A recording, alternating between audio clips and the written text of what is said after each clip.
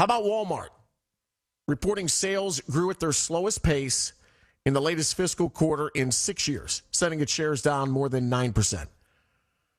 Customers obviously feeling the economic pressure that is out there. The company is also anticipating at least $2 billion in extra costs this year from higher gasoline prices due to the rising oil prices with the U.S.-Israeli war with Iran.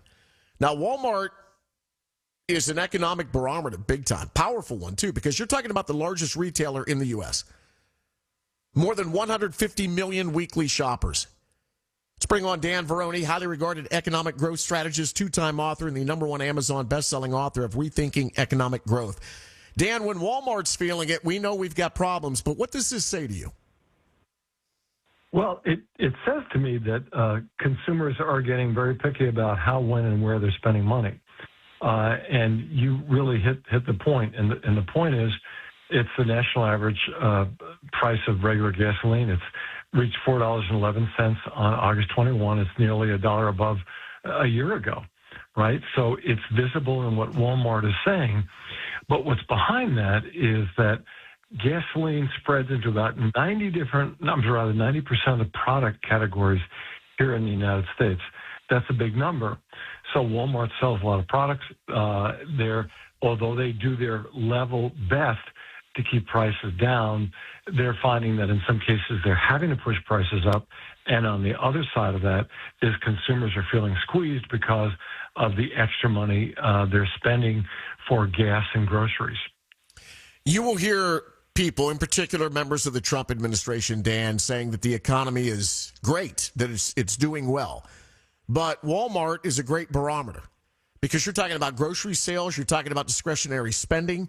We're getting some real-time insight into the financial health of American households. So I want to ask you, how strong do you believe the economy currently is?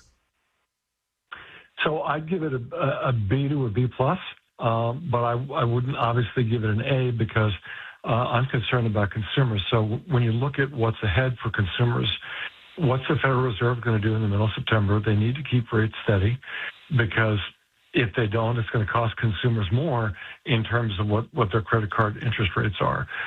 In addition to that, I'm writing a 4-series set of op-eds next week in the Washington Examiner. And one of them is really pertains to consumers. I'm suggesting in one of those op-eds that there be tax cuts retroactive for the middle class and hardworking Americans, because I think that despite the fact that they've gotten a tax refund larger than usual, despite the fact that they've got lower tax brackets and more take-home, it's still not enough when you look at today's price pressures.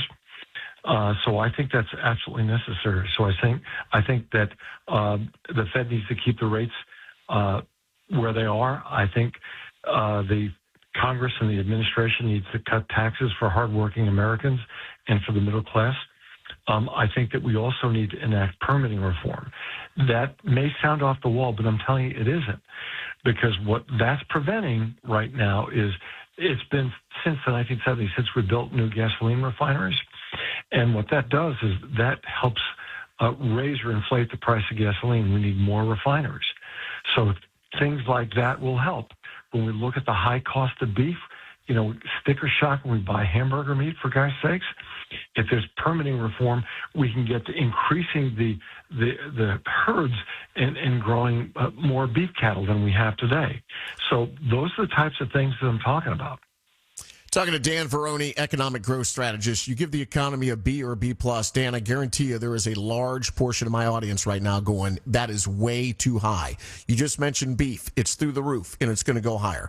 Gas, over $4 a gallon. Electricity, through the roof. Walmart's showing all of these signs that people are afraid to spend money. I mean, what do you say to somebody who says, Dan, a B, B plus? Are you kidding me? So the answer is, no, I'm not kidding you, because I'm seeing small business job growth to the tune of 350 to 360,000 since the beginning of the year. And when I see that, and I know that 2 or 3 new jobs are created by small business, that's a good sign.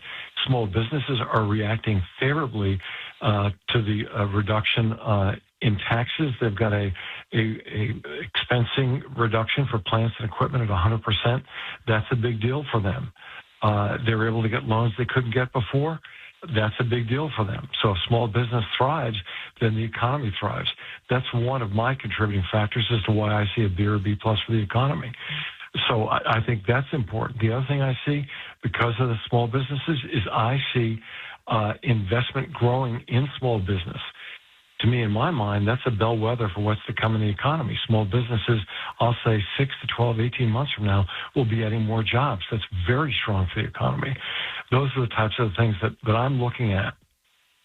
Well, I hope you're right, because I think a lot of people out there, Dan, hope you're right, because right now, to say the least, there's a lot of people struggling. Dan, thanks for the time. Have a great weekend. Do the same. Thank you so much. Bye-bye. All right. Dan Varroney, economic growth strategist.